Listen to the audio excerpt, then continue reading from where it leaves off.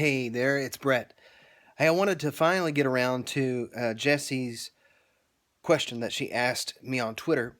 I think it's really good and deserves an answer. Jessie asked, how do you maintain a work-life balance when you've just begun a new venture? And what I'm thinking she's saying is, how do you maintain attention to your family and attention to the new project when you just got assigned a new project? There is no such thing as work-life balance. The truth is, we give attention to the things that are important to us. Sometimes it's easy to mix up what is urgent and what is important. The urgent is usually knocking down our door. That doesn't make it necessarily important. The things that are important in your life are those things that are going to stick with you, or that you want to stick with you the rest of your life. I guess the best thing I could advise is to make sure that you're getting the important stuff taken care of first.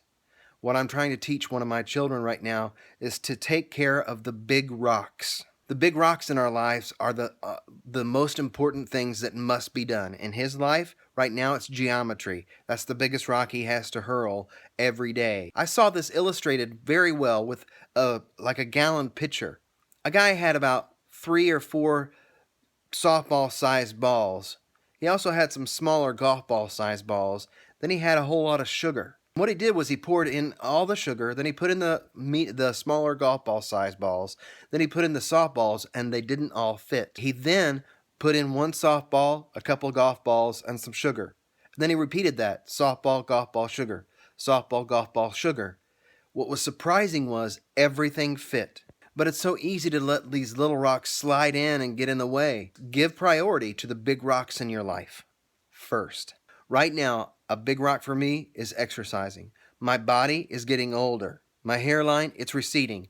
While my hairline looks urgent, it's not important. My body, however, I got to keep this thing forever. The things that are important, you'll always find time for. The things that are urgent will always push themselves to the forefront. Strive to carve out margin in your day for the important things. If that's family, then maybe you get up a little bit earlier, you cook breakfast, and you sit down simply to have breakfast together. Perhaps the first thing you do when you come home is that you have a story time or a catch-up time, or maybe you sit down to have supper together. And that may not happen every day, but scheduling it, putting it in an order of importance, is what's going to make you balance, if there is such a thing, that which is important to you and that which is urgent.